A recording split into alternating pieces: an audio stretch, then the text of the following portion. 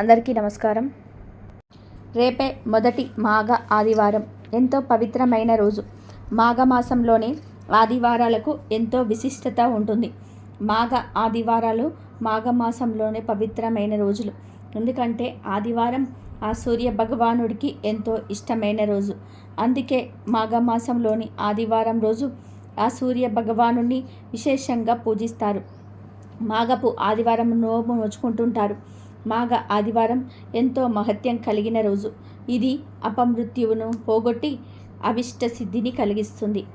మాఘ ఆదివారం నాడు ఎవరైతే సూర్యుని భక్తి శ్రద్ధలతో ఆరాధిస్తారో వారికి సర్వరోగ విముక్తి, పుత్ర పౌత్రాభివృద్ధి, పుణ్యలోక ప్రాప్తి కలుగుతాయని పురాణ వాక్కు. మాఘ ఆదివారం అరుణోదయ వేళ చేసే నదీ స్నానం ఎంతో శ్రేష్టం. అరుణోదయ కాలం అంటే సూర్యోదయానికి గంటన్నర ముందు కాలాన్ని అరుణోదయ కాలం అంటారు.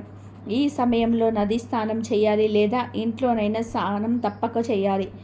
ఆ తర్వాత సూర్యోదయ కాలంలో సూర్య భగవానుడిని తలచించి భక్తి శ్రద్ధలతో పూజించాలి. ఇలా చేస్తే అత్యంత పుణ్యఫలం కలుగుతుంది. ఇక ఎంతో పవిత్రమైన ఈ మాఘ ఆదివారం రోజు పొరపాటున కూడా ఇంట్లో ఈ కూరను వండకూడదు, తినకూడదు. కాదని ఈరోజు ఈ కూరను వండినా తిన్నా 7 జన్మల దరిద్రం పడుతుంది. మీ జీవితం సర్వనాశనం అవుతుంది. అంతు చిక్కని రోగాల బారిన పడతారు.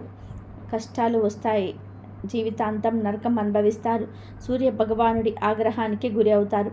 ఇక మీకు మనశ్శాంతి అనేది ఉండదని శాస్త్రాలు చెప్తున్నాయి. మరి మాఘ ఆదివారం రోజు తినకూడని ఆ కూర ఏమిటో ఇప్పుడు మనం ఈ వీడియోలో వివరంగా తెలుసుకుందాము.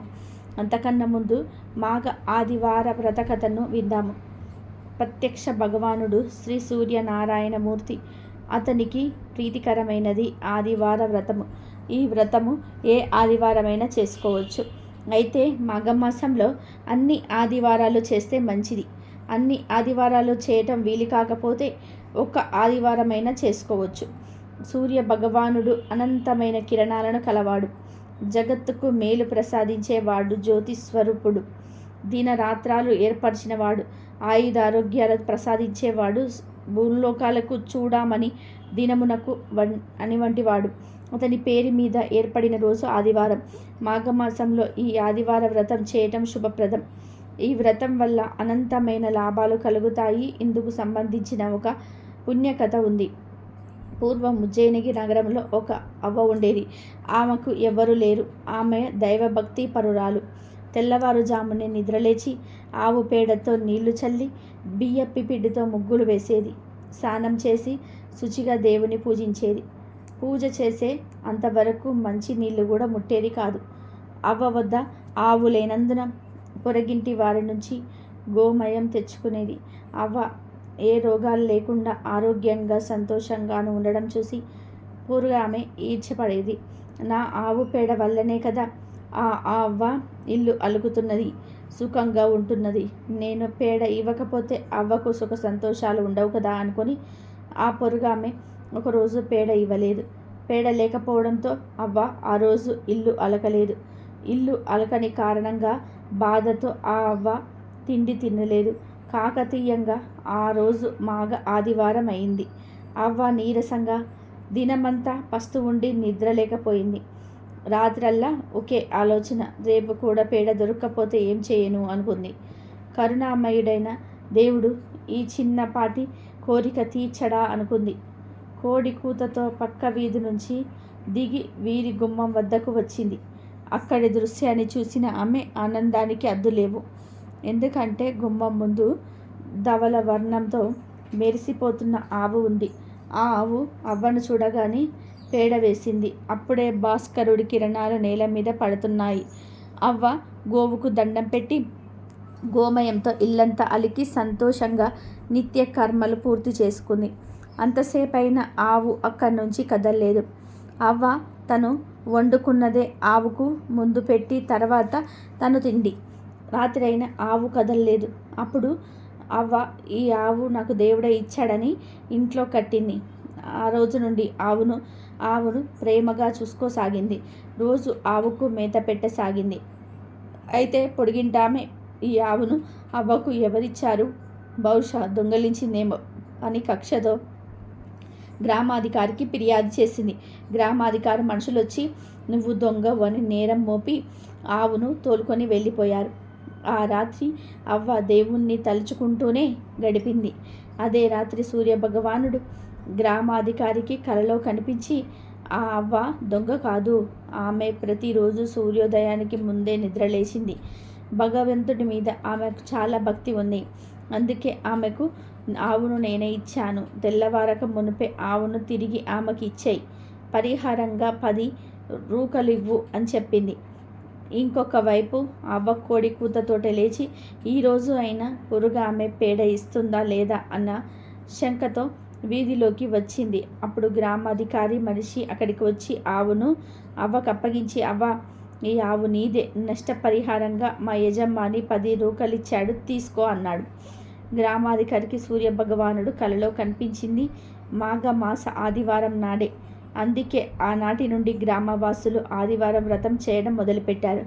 అన్ని పూజలు వ్రతాలు అలాగే మాఘ ఆదివారం నాడు సూర్యోదయానికి ముందే లేచి తలస్నానం చేసి సూర్య భగవానుడి ప్రతిమ ముందు కలశం పెట్టి సూర్య భగవానుడిని షోడశోపచార పూజ చేయాలి. అలా మాఘమాసంలో ఆదివారాలు ఈ వ్రతం చేయటం వలన జన్మజన్మల పాపాలు నశించి అనంత పుణ్యం లభిస్తుంది. అంతేకాకుండా రోగ అభయాలు ఉండవు. సిరి సంపదలతో ఇల్లు కలకలలాడుతుంది. వీడియోలోకి వెళ్ళే ముందు ఇప్పటి వరకు ఈ వీడియోను లైక్ చేయకపోతే వెంటనే లైక్ చేయండి. అలాగే మా ఛానల్ని సబ్స్క్రైబ్ చేసుకొని మాకు సపోర్ట్ చేయండి. ఇక వీడియోలోకి వచ్చేస్తే మాఘమాసంలో ఆదివారం రోజు అరుణోదయ కాలంలో నదులు, చెరువులు, మడుగులు, కొలనులు, బావుల్లో కానీ చివరకు నీటి మడియలో కానీ స్నానం చేస్తే ప్రయాగలో స్నానం చేసిన ఫలితం దక్కుతుంది. మాఘ ఆదివారం రోజు అరుణోదయ వేళల్లో దీపారాధన, తిల హోమము, తిలదానము, తిల భక్షణము చేస్తే ఎన్నో కోట్ల రేట్ల పుణ్యఫలం దక్కుతుంది. మాఘ ఆదివారం రోజు నది, చెరువు, బావి అందుబాటులో లేకపోతే ఇంట్లోనే స్నానం చేయవచ్చు. అలా స్నానం చేసే నీటిలో చిక్కుడు ఆకులను కానీ, రేగి ఆకులను కానీ, కొన్ని తెల్ల నువ్వులు కానీ వేసుకొని స్నానం చేయాలి. ఇలా స్నానం చేసే ముందు కొన్ని నువ్వులను నమిలి మింగాలి. ఇలా ఎవరైతే మాఘ ఆదివారం రోజు స్నానం చేస్తారో వారి పాపాలన్నీ కూడా అగ్నిలో పడిన దూది మాదిరిగా నేర్చేస్తాయి. శరీరంలో ఉన్న సకల వ్యాధులు నశిస్తాయి. జ్ఞాపక శక్తి పెరుగుతుంది. కోటి జన్మల పుణ్యం వస్తుంది. అలాగే మాఘ ఆదివారం రోజు పాలు, బెల్లము పొంగలిని తయారు చేసి వేడివేడి పొంగలిని చిక్కుడు ఆకుల్లో వేసి సూర్యుడికి నివేదన చేసి ఆ తర్వాత కుటుంబ సభ్యులంతా ఆ పొంగలిని తినాలి. ఇలా తింటే ఆరోగ్యానికి చాలా మంచి జరుగుతుందని మన పూర్వీకులు చెప్పారు. ఇక మాఘ ఆదివారం రోజు ఇంట్లో ఎట్టి పరిస్థితుల్లోనూ ములక్కాడ, ముల్లంగి కూరలు వండకూడదు, తినకూడదు. కూరల రూపంలో కానీ ఏ రూపంలో కూడా ఈరోజు ములక్కాడను, ముల్లంగిని తినకూడదు. పచ్చడి రూపంలో కూడా తినకూడదు. వీటితో పాటు మాంసం కూడా మాఘ ఆదివారం రోజు తినకూడదు. గుడ్లు, చేపలు, మాంసం ఇవేవి కూడా ఈరోజు తినకూడదు. నిజానికి ఏ ఆదివారం రోజు మాంసాహారం తినకూడదు. కానీ కలి ప్రభావం వలన ప్రజలు ఆదివారం రోజే మాంసాహారం తింటుంటారు. కానీ ఆదివారం రోజు మాంసం తినకూడదని, మద్యం జోలికి వెళ్ళకూడదని శాస్త్రాల్లో వెళ్ళుంది. కాబట్టి మాఘ ఆదివారం రోజు ముల్లంగి, మునక్కాడ, మాంసాహారం అస్సలు తినకూడదు. వీటితో పాటు రాగి, ఉసిరికాయను కూడా ఆదివారం రోజు తినకూడదు. ఈ రోజు కాదని ఈ కూరలను వండినా తిన్నా 7 జన్మల దరిద్రం పడుతుంది. అనారోగ్య బారిన పడతారు. మనశ్శాంతి ఉండదు. మీ జీవితం సర్వనాశనం అవుతుంది. కనుక మాఘ ఆదివారం రోజు అందరూ ఈ ఆహార నియమాలను పాటించండి. జాగ్రత్తగా ఉండండి. ఇక ఈ మాఘ ఆదివారం రోజు బెల్లాన్ని దానం చేస్తే పార్వతీదేవి సంతోషిస్తుంది. ఉప్పును దానంగా ఇవ్వడం వలన సాక్షాత్తు ఆ శివుడు ఆనందిస్తాడు. కానీ ఈ దానాలన్నీ కొంతమంది బ్రాహ్మణులు మాత్రమే స్వీకరిస్తారు. కనుక ఈ దానాలు స్వీకరించే వారిని తెలుసుకొని ఆ మాఘ ఆదివారం రోజు వీటిని దానంగా ఇస్తే అష్టదరిద్రాలు పోతాయి, అష్టైశ్వర్యాలు కలుగుతాయి. మాఘ ఆదివారం మాఘమాసంలో చాలా పవిత్రమైన రోజు. ఎందుకంటే ఆదివారం సూర్యుడికి ఎంతో ఇష్టమైన రోజు. మాఘమాసం సూర్యకి సంబంధమైన మాసం. మాఘమాసంలో వచ్చే ఆదివారాలంటే సూర్యుడికి కూడా మరింత ప్రీతి. మాఘ ఆదివారంలో సూర్య భగవానుని విశేషంగా పూజిస్తూ ఉంటారు. ఈ మాఘ ఆదివారం రోజు పసుపుతో ఒక చిన్న పరిహారం చేస్తే మీకున్న కష్టాలు బాధలన్నీ కూడా తొలగిపోతాయి, సకల ఐశ్వర్యాలు సిద్ధిస్తాయని పండితులు అంటున్నారు. మరి పసుపుతో ఏం ఐశ్వర్యం సిద్ధిస్తుందో ఇప్పుడు మనం ఈ వీడియోలో వివరంగా తెలుసుకుందాం. కొంతమంది నిత్య దాన వ్రతం చేస్తారు. నిత్య దాన వ్రతం అంటే నిత్యం అన్నదానం చేసే వ్రతం అన్నమాట. అంటే మాఘమాసంలో నిత్యం సూర్యుని పూజించి పిడికడి బియ్యం ఒక పాత్రలో పోసి భద్రపరచుకోవాలి. ఈ నెల అయ్యాక ఆ బియ్యాన్ని పేదలకు పంచాలి. దీనిని నిత్య దాన వ్రతం అంటారు. మాఘమాసంలో ఎవరైతే ఇలా చేస్తారో వారి ఇంట్లో ఎటువంటి సమస్యలు ఉండవు.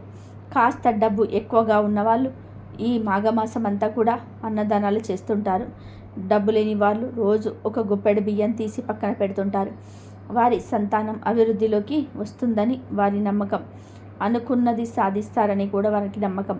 కుటుంబంలోని వారు దినదిన ప్రవర్తమానంగా ఎదుగుతారు. ఇక ఈరోజు ఎవరైతే ఆర్థిక సమస్యలతో ఇబ్బందులు పడుతూ ఉన్నారో వారు ఇంట్లో పూజాహితమైన పసుపుతో ఒక త్రికోణాన్ని గీయండి. అంటే ట్రయాంగిల్ గీయాలి. ఆ త్రికోణం మధ్యలో లక్ష్మీదేవి ఫోటో ఉంచాలి. లక్ష్మీదేవి ఫోటోకు 5 ఉపచారాలు చేయండి. ఆ 5 ఉపచారాలు ఏమిటంటే గంధం, పుష్పం, ధూపం, దీపం, నైవేద్యం. ఈ 5 ఉపచారాలు చేస్తే లక్ష్మీదేవి ఫోటోకి గంధం బొట్లు పెట్టుకోవాలి. లక్ష్మీదేవి ఫోటో దగ్గర పుష్పాలను పెట్టుకోవాలి. ఏ పుష్పాలైనా సరే ఉంచుకోవచ్చు. అలాగే లక్ష్మీదేవి ఫోటోకి దీపం వేయాలి, ధూపం వేయాలి. ఆవు నెయ్యితో దీపం వెలిగించాలి. ఒక ప్రమిదలో 3 ఒత్తులు వేసి ఆవు నెయ్యితో దీపం వెలిగించుకోవాలి. బెల్లం ముక్క నైవేద్యం పెట్టాలి. ఇలా మాఘ ఆదివారం రోజు పసుపుతో ట్రయాంగిల్ వేసి లక్ష్మీదేవి ఫోటో మధ్య పెట్టి పంచోపచారాలు చేస్తే మీకు జీవితంలో దశ తిరిగి అదృష్టం తలుపు తడుతుంది. మాఘ ఆదివారం రోజు నువ్వును గోవులకు తినిపిస్తే సమస్యలన్నీ తొలగిపోతే ఐశ్వర్యం సిద్ధిస్తుంది. కాబట్టి మీరు కూడా మాఘ ఆదివారం రోజు ఈ పనులు చేసి శుభ ఫలితాలను పొందండి. ఇదండి ఈరోజు వీడియో. నా వీడియో కనుక మీకు నచ్చినట్లయితే ప్లీజ్ లైక్ చేయండి, షేర్ చేయండి, సబ్స్క్రైబ్ చేయండి. మరొక మంచి వీడియోతో మళ్ళీ కలుద్దాం. మాఘమాసంలో ఈ సూర్యునికి ఈ విధంగా చేసుకున్నట్లయితే సూర్యవ్రతము, ఆ సూర్య అనుగ్రహం కూడా మన పైన ఉంటుంది. ఇంతవరకు చూసినందుకు ధన్యవాదాలు.